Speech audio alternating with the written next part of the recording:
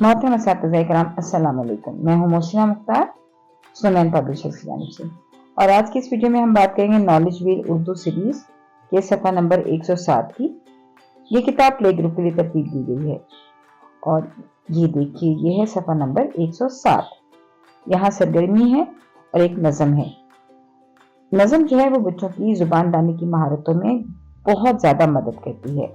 बच्चे जब नज़म को अपने रे और लय के साथ और एक्शंस के साथ पढ़ते हैं तो बच्चों की थिंकिंग स्किल्स में बहुत ज़्यादा इजाफा होता है। बच्चों की बॉडीली काइनेस्थेटिक जो बच्चे होते हैं वो भी बहुत इंजॉय करते हैं, लिंग्विस्टिक बच्चे बहुत इंजॉय करते हैं। तो इस एक्टिविटी का या इस सरगर्मी का नाम भी है लिसानी, मौसीकी और फितरी जहानतें। यानी यहाँ हम काम नेचुरलिस्ट, क्योंकि नेचुरलिस्ट इसलिए यहाँ पर जहानत है कि आम एक फल है, मौसमी फल है और इसका नेचर से गहरा ताल्लुक है। इससे वो जो बच्चे जो नेचुरलिस्ट होते हैं वो इस तरह की नज़मों को बहुत ही इंजॉय करते हैं। म्यूजिकल लय और रिदम हर नज़म के साथ होता है तो वो बच्चे बहुत इंजॉय करते हैं जो कि म्यूजिकल रिदमिक होते हैं। साथ साथ लिसानी, लिंग्विस्टिक, तो लिंग्विस्टिक वर्बल लिंग्विस्टिक बच्चे तो वैसे भी बहुत ज़्यादा नए नए अल्फाज सीखने की शौकीन होते हैं। वो नए नए अल्फाज जानते हैं, उनको बोलते हैं और उनको एंजॉय करते हैं। तो इस तरह से ये जो एक सफ़ा है ये कई बच्चों के लिए बहुत ही दिलचस्पी का बाइस है। तो यहाँ आम के उन्वान से एक नज़म मौजूद है। आप बच्चों को वो नज़म पढ़कर सुनाएं। उस नज़म को पढ़ने के साथ साथ अगर ये आम का मौसम है तो कोशिश कीजिए कि आप क्लासरूम में आम मंगवाएं।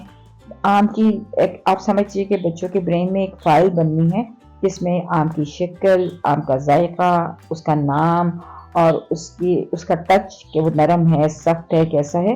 तो मल्टी सेंसरी लर्निंग जो है वो आम के मुतालिक आप करवाएंगे। मैक्सिमम सेंसेस को यूज़ करते हुए जो आम की लर्निंग करवाएंगे तो बच्चे आम की एक फाइल, एक अच्छी और मजबूत फाइल अपने ब्रेन में डेवलप कर पाएंगे।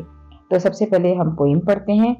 वो है मीठे मीठे आए आम, रस मुंह में लाए आम, बच्चों ने भी बाग में जाकर देखो कितने खाए आम, बाग के मालिक का एहसान हम तक हैं पहुंचाए आम, सबसे अच्छा फल है ये, राजा है कहलाए आम, शुक्र करें हम मालिक का जिसने हमें खिलवाए आम।